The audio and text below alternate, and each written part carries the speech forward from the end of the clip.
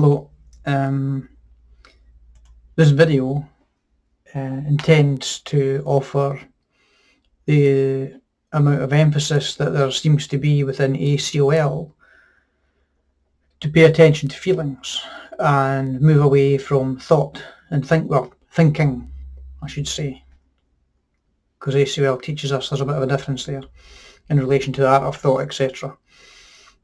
And what it's making reference to is the kind of egoic type of thinking. So the first one is from the foreword. In union, there is no self standing back observing the experience. Without a separate consciousness, there is no thought. Without thought, there is oneness of being. When I saw this, I knew that I could experience oneness in life, that I'd had these experiences in the past, and that I continued to have them. They just weren't experiences of my thinking mind. It would only be after such an experience that an awareness that something happened would come. Then I'd think, oh my God, that was the greatest thing ever. I want to have that again. Once more the work would begin toward realizing uni wasn't something I could have, and that it is who I am, when I'm not being an other to myself, when I'm not being separate, when I'm thinking. I'm present to this other, who is the self I think I am. She is there in my thoughts just like any other person or thing or situation taking up space in my mind. I am not alone with God and not in unity.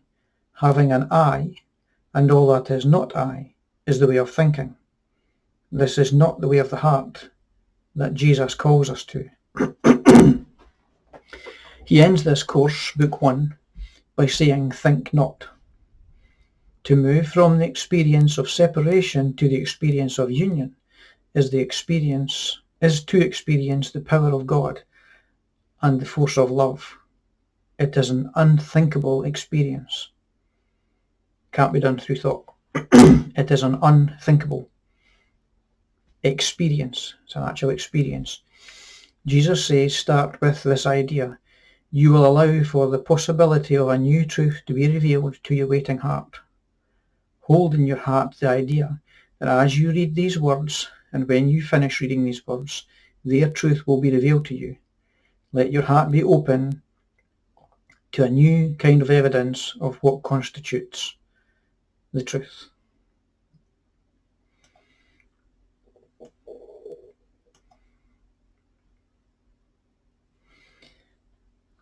C7:23. Revelation is what this course is, as well as the new way of knowing that it invites. When I received the course, I received revelation. When I thought about it, I blocked my ability to recognize what I received. You are about to receive this course. As you open your heart to it, don't rely on your mind to recognize what you receive. When you close the book and go about your day, don't do as I did and bring it to your mind. Hold it in your heart. Stay in love's presence. Don't step back into separation. Do everything you can to quit standing back from life. Start at the beginning with who you truly are. Don't think too much. Let your heart lead the way. And then from the introduction, 1.3. The mind will speak of love, and yet hold the heart prisoner to its new rules, new laws, and still say, this is right, and this is wrong.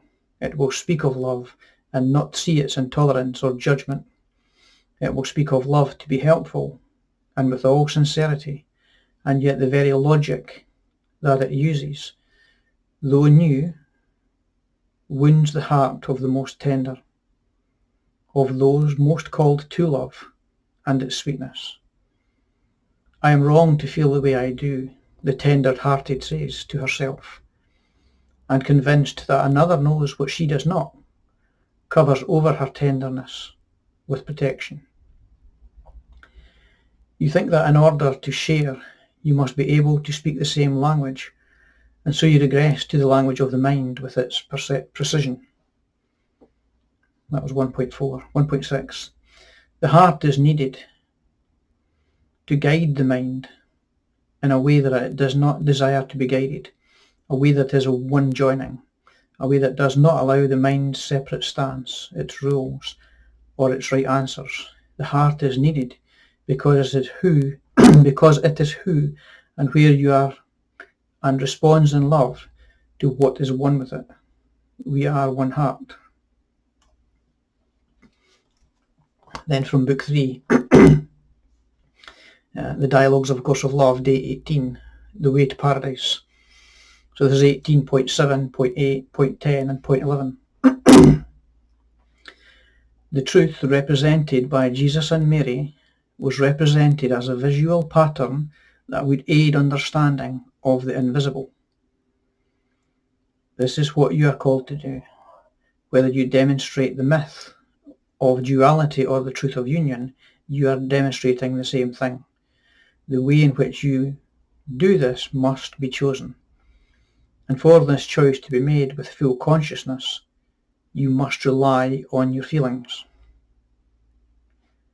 0.8. Feelings are your awareness of the present, and thus of the truth. They are your means of coming to know. 18.10. The new visual pattern is that of spirit resurrected in form. It is the ascension of the body, or elevation of the self of form, capital S.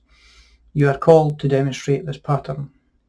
The choice is to demonstrate this pattern through interaction with the world. The choice is to demonstrate this pattern through interaction with the world, or through incarnation, through relationship. Neither is exclusive. Both are contained within the order, but the way of discovery and demonstration is different. 18.11. You are called to demonstrate this new visual pattern. What is meant there by the word demonstrate is to show your feelings, to make them visible. They are the creations unique to you through your interaction with the Christ consciousness that abides within you. One way of doing this is through individuation and becoming known. One way of doing this is incarnation, through relationship, in which the relationship, rather than the individuated self, capital S, becomes the known. Both ways are ways of creation. When feelings are shown or made visible, the new is created. This has always been the way of creation. Each blade of grass, each flower, each stone is a creation of feelings. All you need do is look about you to know that feelings of love still abound.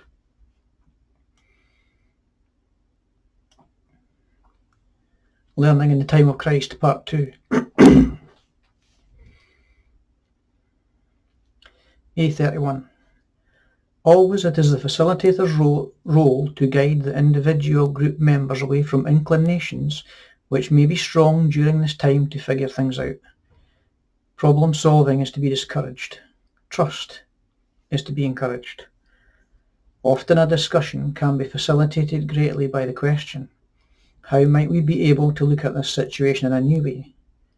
To encourage the gentleness of the art of thought over the relentless stridency of the thinking mind is always helpful. Obsessive thinking is always ruthless, judgmental, and wearing on the thinker. He or she needs help in breaking its grip and should never be allowed to suffer. Back to Book 1, ACOL, the course, Chapter 5, Relationship, 5.12. It is an understanding the relationship that exists between what you feel and what you do that love's lessons are learned. Each feeling requires that you enter into a relationship with it, for it is there you will find love. It is in every joining, every entering into that love exists. Every joining, every entering into is preceded by a suspension of judgment. Thus what is judged cannot be joined nor entered into where it can be understood. What is judged remains outside of you, and it is what remains outside that calls you to do what love would call you not to do. What remains outside is all that has not joined with you. What has joined with you becomes real in the joining, and what is real is only love.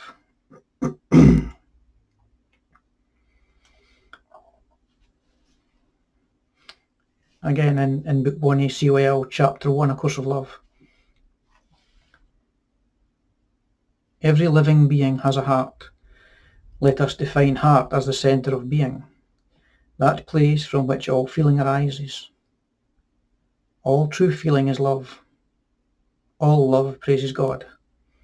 All love is recognition of the glory of God and all God created. Love is the only pure response of the created for the Creator, the only response of the Creator to the created. Your recognition of what love is will return to you and yourself. 1.2 in Chapter 1. You learned in a course of love, you learned in a course of miracles that all knowledge is generalizable. So is all feeling. All feeling results from love or lack of love. There are no other reasons for the feelings that you experience. All feelings are generated by the heart and have nothing to do with the body. The heart of the body is the altar at which all your offerings to God are made. Learning in the Time of Christ, Part 1. A4. Since the mind is the realm of perception, we have taken away from the realm of perception by appealing to the heart and the heart's ability to learn in a new way. You are thus instructed not to apply your thought and your effort, your usual means of learning, to this course of love. This course is not for the mind but for the heart. It is not a way of thought and effort, but a way of feeling, of ease, and of direct relationship. A5.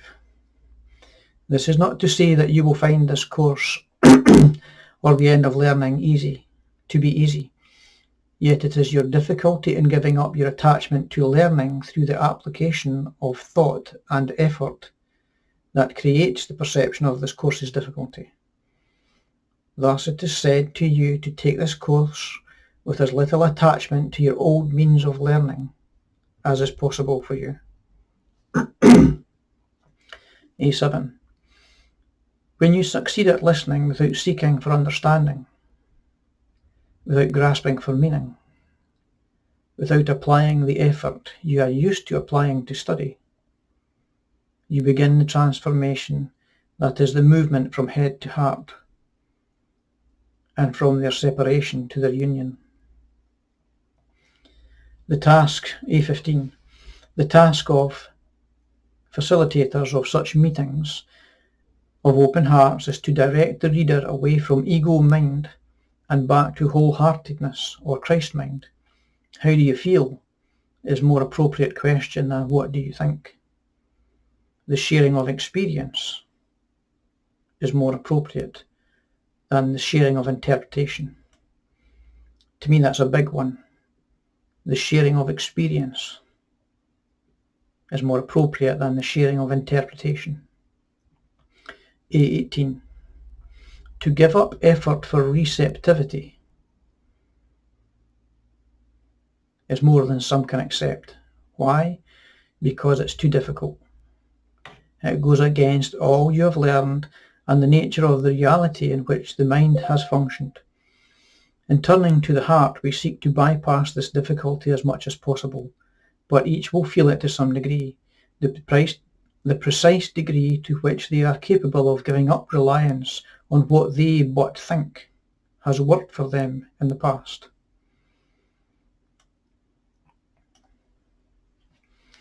Book 3, The Dialogues of A Course of Love, Chapter 9, Awareness that does not come from thought. 9.1. The door that is being opened to you here is the door of awareness of what is, a door that swings open and closed on the hinges of your thoughts. Thoughts are a greater boundary than the dot of your body, and a greater means of imprisonment than bars and walls. They are why you do not see what is, and are the reason that you continue to desire to be provided with set answers. The final thought reversal, 9.2. Pardon me. The final thought reversal that was spoken of in the section on acceptance is what is spoken of here. There you were asked to become aware of what imprisons you, only to have it later suggested that what you think imprisons you may not be what imprisons you at all. That you think is what imprisons you. 9.3. You continue to think that you desire to know who you are. You continue to think that your desire to know who you are calls you to think about who you are, and in that thinking to come up with a definition of who you are, a truth of who you are, a certainty about who you are. You have been led to see that this desire has always been with you, and you have thought it is the very desire that, once defined and acted upon, would fulfill you, allow you to be who you truly are, end your confusion, and give you peace to usher in the new. 9.4. But you have thought about this desire to know who you are in one way or another all of your life, without reaching the place of fulfillment you have sought. Even now, when you have learned all that you are in need of learning, the pattern, even of your wholeheartedness, remains one of thought. This pattern is what the new patterns of acceptance and discovery that we are beginning to lay out here are going to replace. 9.5.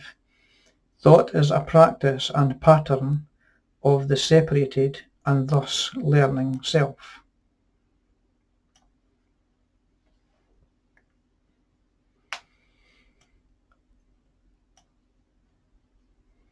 Book 3, The Dialogues of A Course of Love. Chapter 11, The Return to Unity and the End of Thought as You Know It. 11.5. Your thoughts are the last bastion of your separated self, the fertile ground, still of your individuality, your testimony that you believe you are still on your own, and that you still desire to be, for only here in this area of your individuality do you believe you make your contributions to the world. You desire to make a contribution, to help to make new the world that you have known, has been enhanced and amplified by what you have learned. You know you have been called, and that a contribution has been asked of you. And so your mighty thoughts have turned their focus on this problem and attacked it, as they attack all problems to be solved. The idea of making a contribution has begun to receive the attention of your thoughts. The hope of answering your call and fulfilling your promise has lit a bonfire in your heart and began a stampede of thoughts within your mind. 11.9. You have been told you give and you receive from the well of spirit. What might this mean? How might this relate to the giving and receiving of these words? To the discussion we have been having about the body and elevation of the self of form. Sorry, that was also a question. You have been told You give and receive from the well of spirit. What might this mean? How might this relate to the giving and receiving of these words, to the discussion we have been having about the body and the elevation of the self of form? How might this relate to your desire to make a contribution and answer your calling? How does this relate to your desire to know what to do? 11.10. These answers lie within you, at the heart or centre of yourself, capital S, as do all answers. Your desire to make of me a teacher is the same as your desire to make your thoughts into answers that will provide you with direction. As was said earlier, you dare not as yet turn to your own heart for answers, yet your heart is the well of spring from which true answers are drawn. Sorry, talk about making up what you want to see. Yet your heart is the well of spirit. So I was obviously getting pulled into wellspring. Yet your heart is the well of spirit from which true answers are drawn. Your heart is a full well, a wellspring, from which you can continually draw with no danger of ever drawing an empty bucket. You need never thirst again when you have accepted this. You need never seek again for answers when this has been accepted.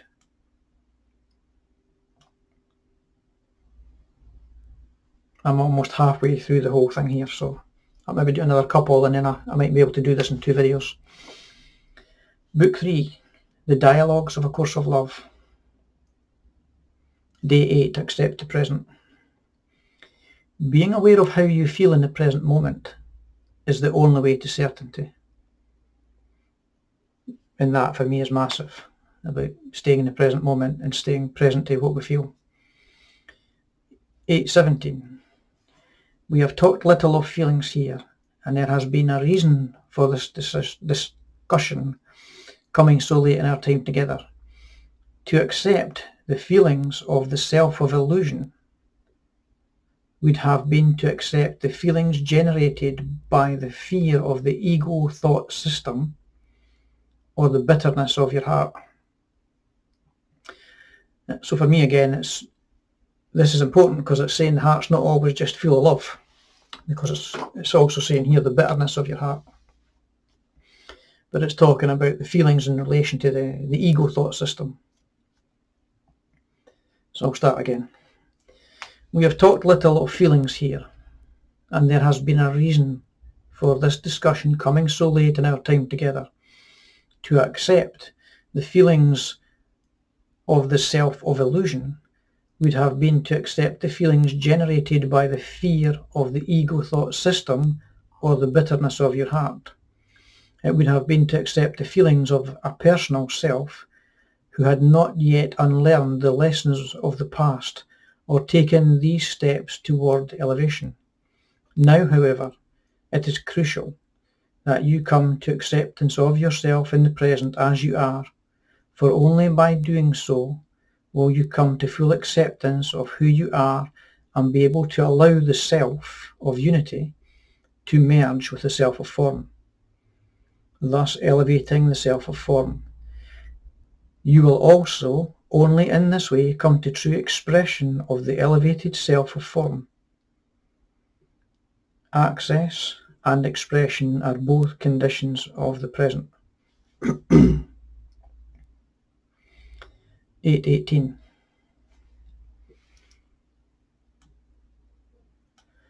Another error can occur if you deny your feelings in favour of your perceived higher path to enlightenment. And I presume that's meaning, thinking, thought, well, this stuff.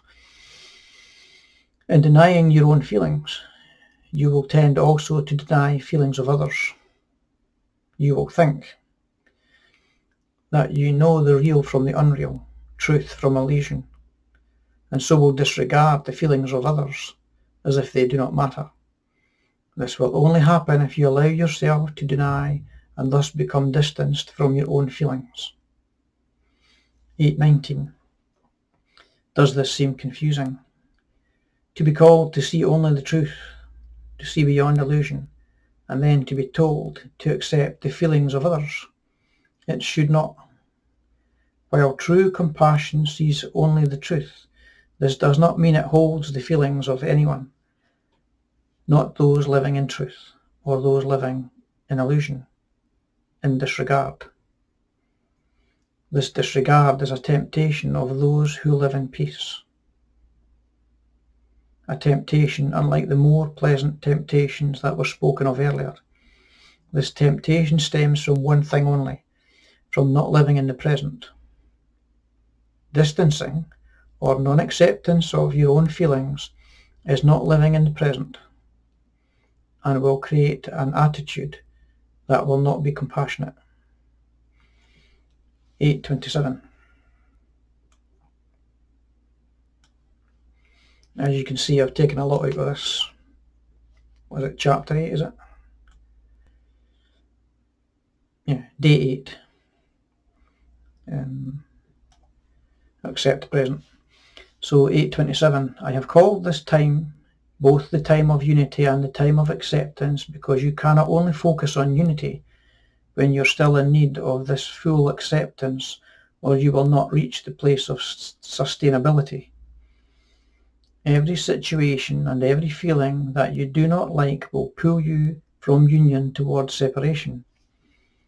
All feelings of non-acceptance lead to a feeling of needing to learn how to reach acceptance of that which you do not like, or how to create a situation that you will like. It is the bypassing of this how-to function, a function of the time of learning, that we are heading toward. 8.28. Realize how freeing it will be to not go through the gyrations of attempting to figure out how to reach acceptance of what you do not like.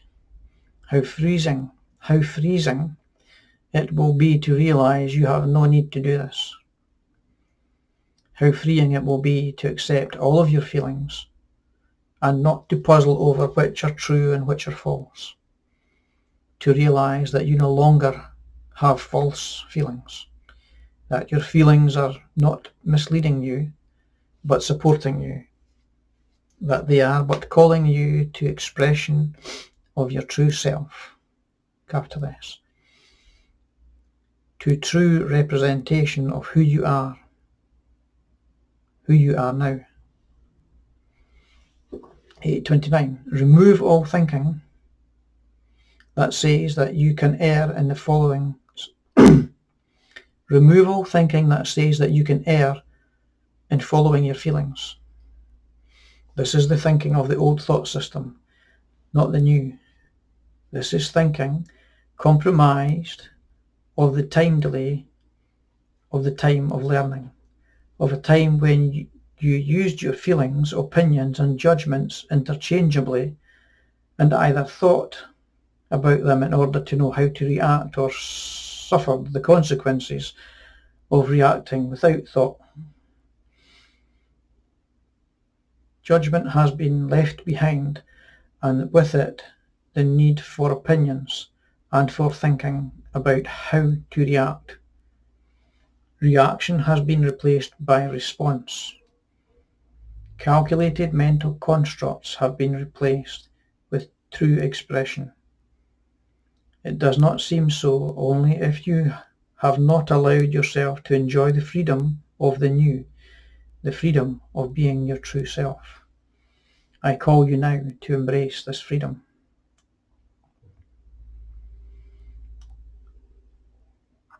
So I'm going to stop there and upload this, and I'll continue with a part 2 video.